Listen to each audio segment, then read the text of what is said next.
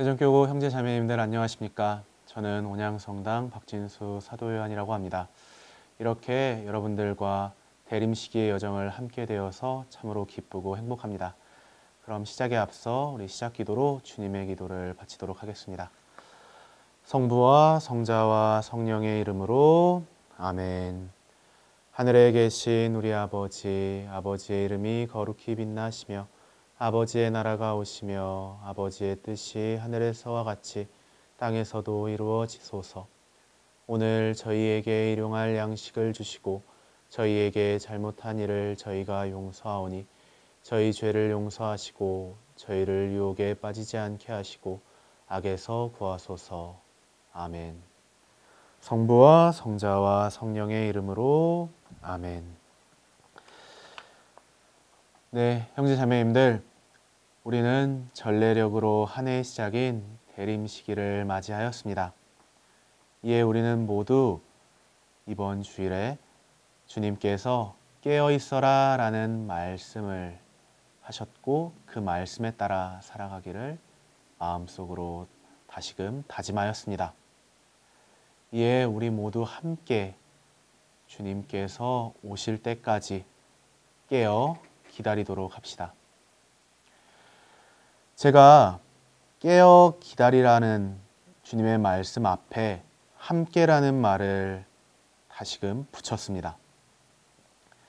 깨어 기다린다라는 것은 나 혼자만의 영역이 아니기 때문에 이러한 말씀을 드린 것입니다.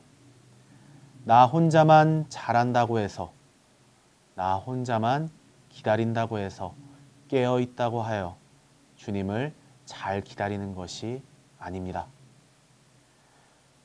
주님께서 말씀하신 깨어 기다려라 라는 그 말씀은 우리 교회 공동체 안에서 이루어져야 하는 것임을 주님께서 명확하게 명백하게 말씀하십니다.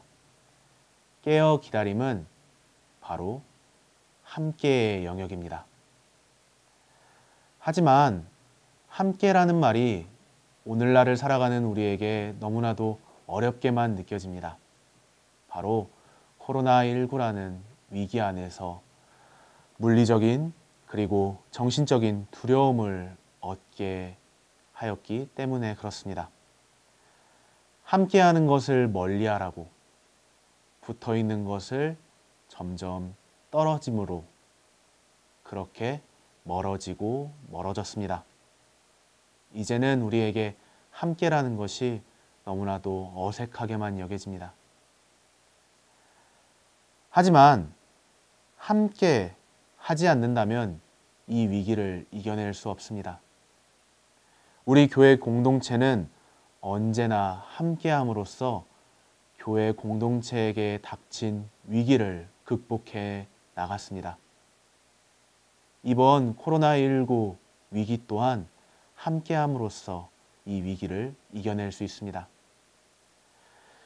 이 위기를 이겨낸 우리 선조들의 모습, 특별히 성경 말씀을 통해 우리는 그 답을 찾고자 합니다.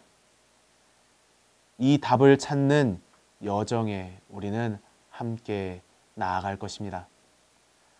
그렇다면 이제 우리 함께 이 여정, 이 위기를 극복해 나가며 주님께서 말씀하신 깨어 기다림의 삶으로 나아가도록 합시다. 먼저 이 위기를 극복하기에 앞서 위기 속에서 그 위기를 이겨낸 우리 선조들의 이야기를 먼저 드리도록 하겠습니다. 우리나라 교회는 어떠한 교회였을까요? 전 세계 유래를 찾아볼 수 없이 외국인 선교사가 들어오지 않고 하느님의 믿음을 받아들인 교회입니다. 이 믿음으로써 스스로 받아들인 믿음으로 그들은 참 행복을 느꼈습니다. 세상이 주는 행복이 아닌 하느님께서 주시는 그 행복으로 그들은 참 희망을 얻었고 어떠한 위기도 이겨낼 수 있을 거라 생각했습니다. 그렇게 늘 주님 말씀 안에서 깨어 살아갔습니다. 함께 그 삶을 살아갔습니다. 물론 쉬운 일만, 행복한 일만 있었던 것은 아닙니다. 정말 큰 박해들이 찾아왔습니다. 지금과는 비교할 수 없을 정도로 엄청난 어려움, 박해가 있었습니다. 모여있는 것만으로도 의심을 샀고 그 의심 안에서 목숨까지도 내놓아야만 했습니다. 그렇기에 뿔뿔이 흩어져 사는 것이 답이라고 생각하기 쉬웠습니다. 하지만 그럼에도 불구하고 홀로 살아가기보다는 335 모여가며 그럼에도 공동체를 이루어가며 함께 살아갔습니다. 함께 서로가 깨어 있을 수 있도록 희망을 전해주는 역할을 하였습니다. 함께라는 말을 그들은 늘 생활 속에 지니고 있었던 것이죠. 믿음 안에 살아간다는 것이 함께함에 있는 것이기 때문이었습니다. 그렇기에 우리의 신앙 선조들은 박해라는 힘든 상황 속에서도 오히려 서로가 서로를 위로하고 평화를 나누며 기도와 선행 그리고 서로를 도우며 살아갔습니다. 그렇게 함께 서로가 서로에게 힘이 되어주며 절망하기보다 희망함으로써 함께 깨어 기다리는 공동체의 삶을 살아갔습니다. 성경 안에서도 비슷한 모습을 찾아볼 수 있습니다. 바로 사도행전의 제자들의 모습입니다. 사도행전 첫 부분, 초대교회 공동체 중 첫 제자들의 모습을 우리는 살펴볼 필요가 있다고 생각합니다. 예수님께서 부활하셨습니다. 그리고 승천하시고 깨어 기다리라는 말씀을 남기시고 제자들은 그 말씀 안에서 살아가려고 하였습니다. 그 상황은 어떠한 상황이었습니까? 분명 예수님의 부활로 그들은 기쁨에 넘쳤지만 외적으로는 유다인들의 박해도 멈추지 않는 상태였습니다. 박해하기 위하여 그들을 찾아 조금씩 그들의 믿음을 없애기 위해 유다인들은 부단히도 노력했죠. 무서운 상황이었습니다. 두려운 상황이었죠. 뿔뿔이 흩어져도 이상하지 않는 상황이었습니다. 하지만 그들은 흩어지지 않았습니다.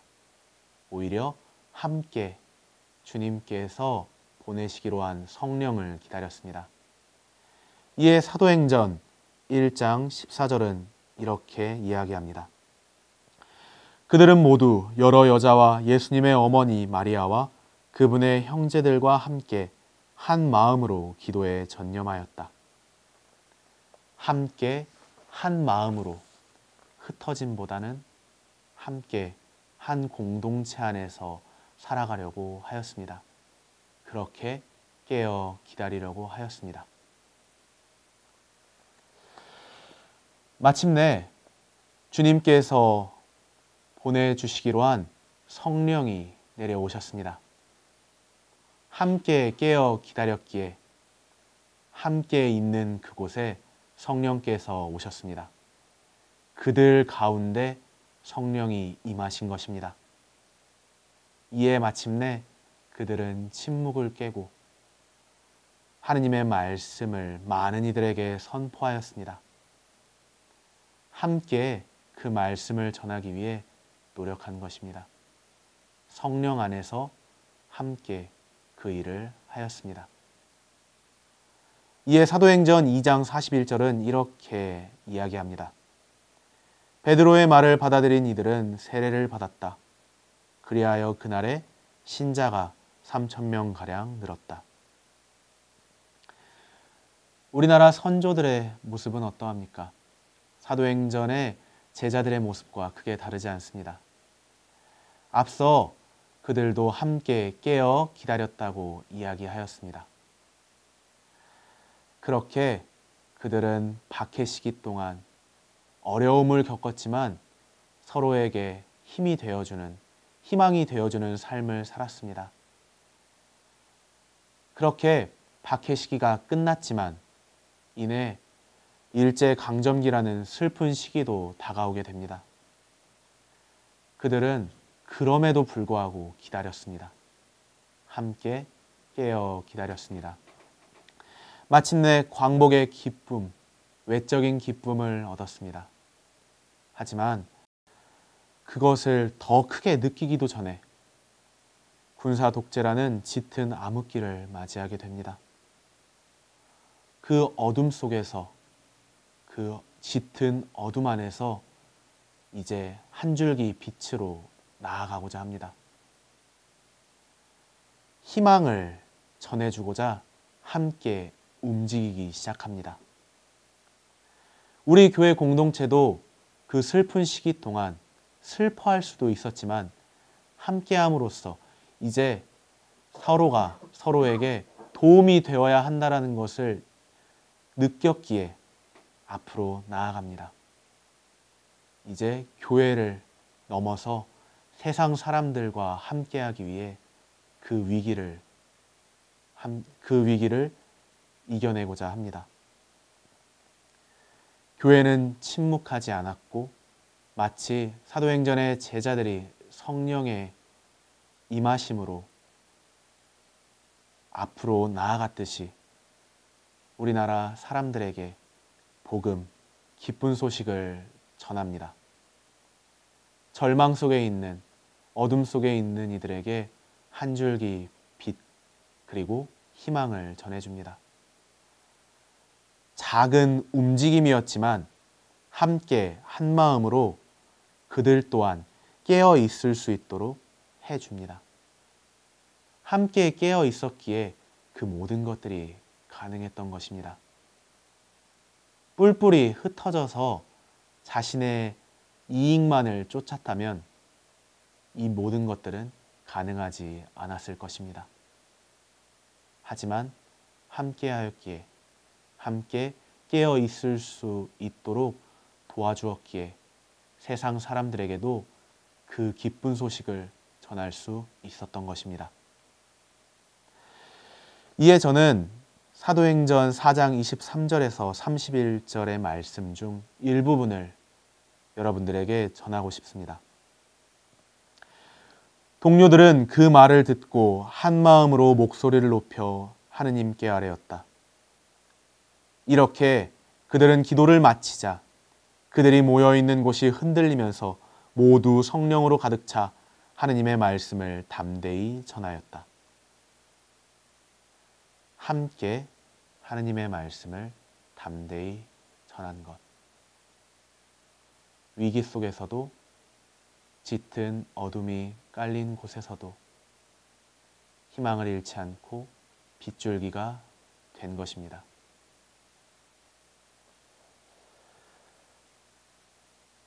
빗줄기가 된 공동체, 희망을 전해주는 공동체, 하나님의 말씀을 담대히 전하는 공동체. 그렇게 작은 움직임이었지만 작은 움직임은 커다란 발전으로 이어집니다. 초대교회 공동체, 사도행전의 초대교회 공동체는 한마음 한뜻이 되어 진심으로 하느님을 사랑하였고 이웃을 섬김으로써 살아갔습니다. 공동체는 점점 커져 7 봉사자를 뽑아 세움으로써 교회 공동체의 기반 또한 더욱 튼튼하게 만들었습니다. 우리나라 교회 또한 마찬가지였습니다. 군사 독재 시절 많은 이들이 어려움을 겪었지만 교회의 희망을 전해들은 사람들이 함께 그 복음을, 그 희망을 받아들임으로써 교회 공동체가 커갈 수 있는 발판이 마련된 것입니다. 눈부신 성장을 이루었죠. 코로나 이전까지 우리가 누리고 있던 그 성장 시기를 우리는 이때 이룬 것입니다. 점점 튼튼해지는 공동체, 활기차지는 공동체, 서로가 서로의 도움이 되는 공동체. 초대교회 공동체처럼 한마음 한뜻으로 살아가기를 하느님을 섬기기를 바라는 공동체, 누구보다도 하느님 말씀을 사랑하고자 그 말씀 안에서 자신을 봉헌하며 섬기는 공동체. 함께 깨어 기다린다라는 것이 어색하지 않는 시기였습니다. 그런데 지금 이 시기가 다가왔습니다. 큰 위기의 시기, 코로나19의 시기가 다가온 것입니다. 그렇기에 함께 한다라는 것이 두려움으로 다가오는 시기가 우리에게 다가온 것입니다. 함께라는 말이, 그리고 함께 깨어 기다린다라는 것이 우리 삶에 있어서 그렇게 어색하게 다가오지 않았었는데 코로나19라는 위기 안에서 우리에게 이제는 어색하기만, 그리고 두렵게만 여겨지고 있습니다. 하지만 이 위기, 이렇게 어색하게만 여겨지고 두렵게만 여겨지는 이 위기 속에서도 우리는 희망을 잃지 않기로 합시다. 사도행전의 제자들이 바로 그 모습을, 그 해답을 찾아줄 것이기 때문에 그렇습니다. 사도행전의 제자들, 특별히 베드로를 비롯한 예루살렘의 제자들, 점점 커져가는 그 교회 공동체 안에서 함께함을 느꼈습니다. 함께함이 주는 기쁨을 느낀 것이죠. 하지만 그들도 위기가 왔습니다. 유다인들의 박해가 본격적으로 시작된 것이죠. 특별히 스테파노 부제의 순교를 시작으로 점점 박해가 커져갔습니다. 더 이상 모여 있을 수 없게 된 것입니다. 모여 있기만 한다면 박해자들이 와서 잡아가고 그들을 감옥에 넣고 또 죽이기까지 하였기 때문에 그렇습니다. 그렇기에 한 장소에 모여 함께 할 수 없게 되었고 결국 각자의 자리에서 각자의 고울로 흩어져 각자의 삶의 자리에서만 살게 되었습니다. 마치 지금 코로나19의 위기 속에 살아가고 있는 우리들처럼 말이죠.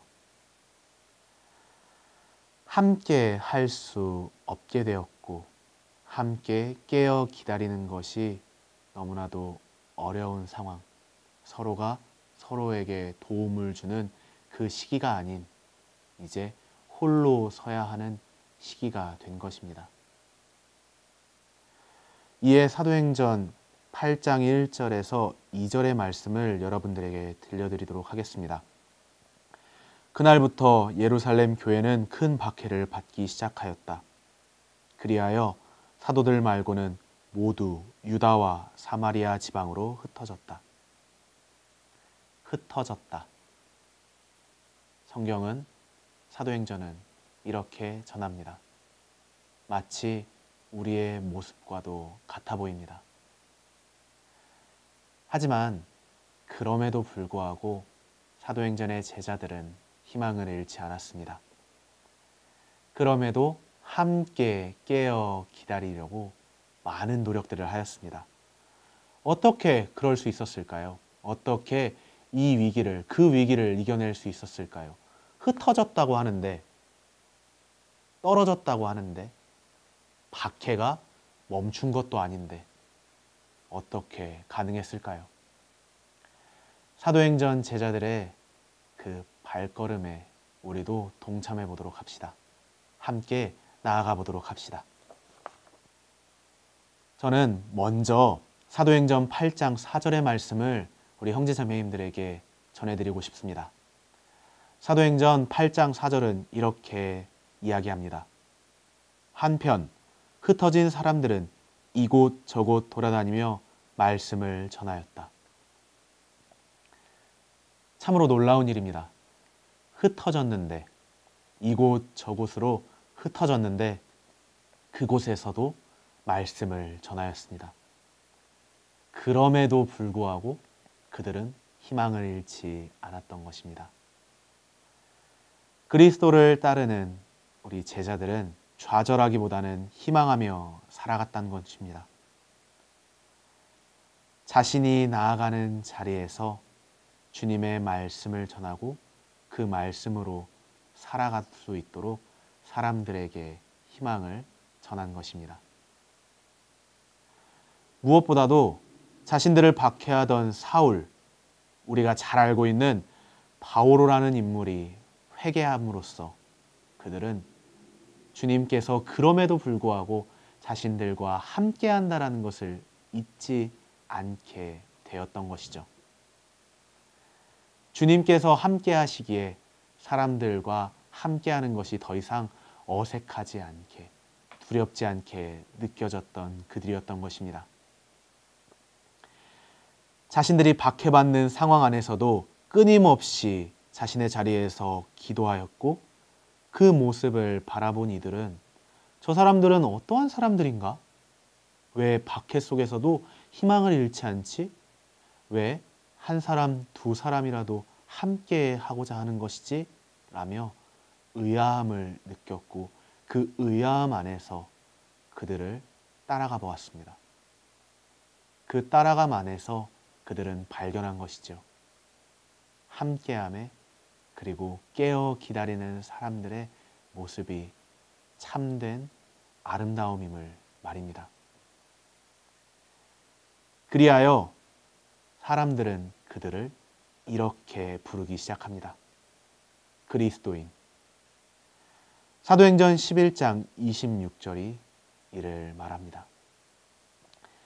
안티오키아에서 제자들이 처음으로 그리스도인이라고 불리게 되었다.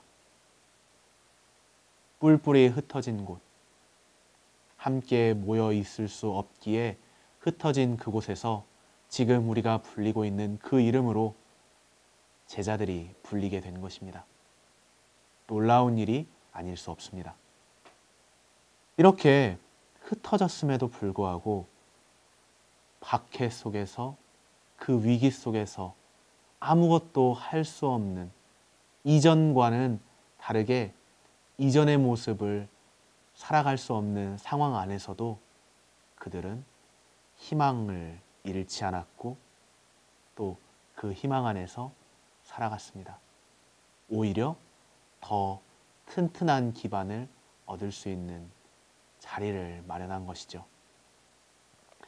흩어짐을 통하여 희망을 잃지 않은 흩어짐을 통하여 많이 모이는 것이 아닌 아주 소수의 사람들이 모여 있으므로 그리스도를, 예수님을 전하고 그들은 깨어 함께 있을 수 있었던 것입니다. 큰 공동체의 모습이 아니었습니다. 아주 작은 공동체의 모습이었습니다. 작은 공동체. 교리 시간에 모두 배우셨겠지만은 가장 작은 교회 공동체는 어떤 공동체라고 들으셨습니까? 바로 가정 공동체죠. 사도행전의 제자들도 흩어짐 안에서 가장 먼저 가정 공동체를 발견하였습니다. 가장 작은 공동체 안에서 살아가려고 그리고 예수님의 말씀 안에서 깨어 살아가려고 하였습니다. 함께 말이죠. 어떠한 가정이 있을까요? 베드로는 코르넬리우스라는 가정을 만났습니다. 사도행전 10장 17절에서 48절 말씀을 보면 잘 나타나 있습니다. 바오로 사도는 어떠한 가정들을 만났을까요?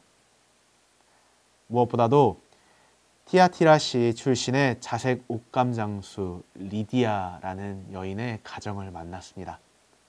다음으로 코린토에서 폰토스 출신의 아퀴라, 프리스킬라 가정을 만났고 이외의 많은 가정 안에서 하느님 말씀을 전하였고 그 가정들이 주님 안에서 주님 말씀과 그 희망 안에서 깨어 있을 수 있도록 함께하였습니다. 가정이 함께하기에 그 안에서도 주님께서도 함께하셨습니다. 가정부터 시작하였습니다. 가정 공동체에서 교회 공동체에 더 단단한 기반을 마련하였습니다. 그 기반이 점차 퍼지고 퍼져 더 큰 공동체가 될 수 있는 아주 중요한 주춧돌이 되었습니다. 사도행전 제자들이 흩어졌지만 그 흩어진 곳이 가정 공동체였고, 가정 공동체라는 삶의 자리 안에서 함께 적은 수라도 깨어 있음으로써 주님의 말씀 안에 담긴 희망을 사람들에게 전한 것이죠. 하느님 보시기에 아름다운 공동체가 된 것입니다. 사도행전의 마지막 부분도 이를 전합니다. 바오로 사도는 로마로 떠나게 됩니다. 로마에 도착하여서도 가정 공동체를 만나 담대하게 하느님의 말씀을 전하고자 합니다.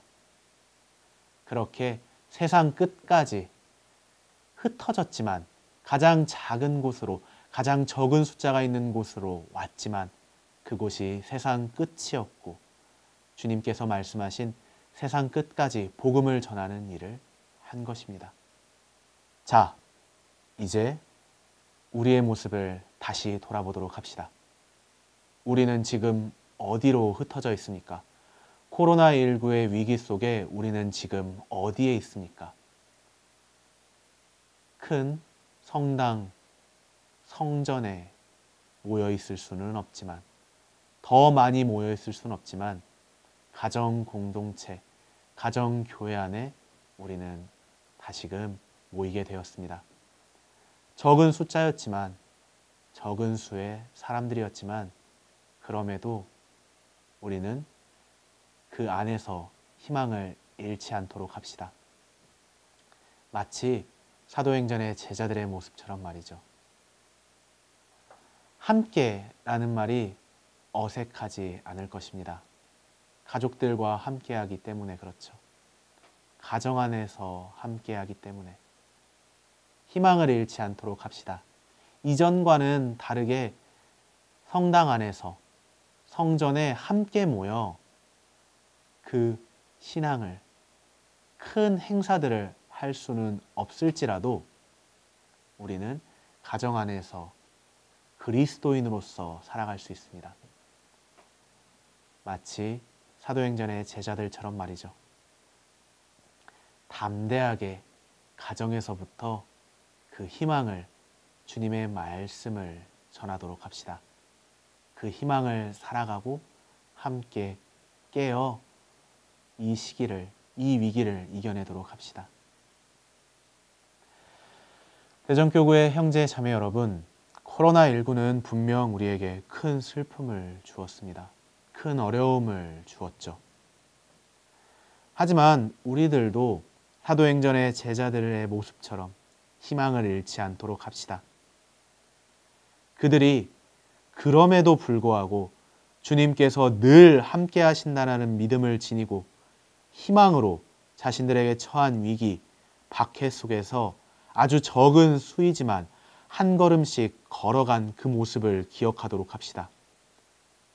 그리고 우리도 그 안에서 답을 찾도록 합시다. 아주 적은 수이지만 주님께서 함께 하시고 계시고, 가정이라는 그 가장 중요한 공동체가 바로 교회 공동체의 주춧돌이 됨을, 더 크게 발전할 수 있는 주춧돌이 됨을 우리는 기억하도록 합시다.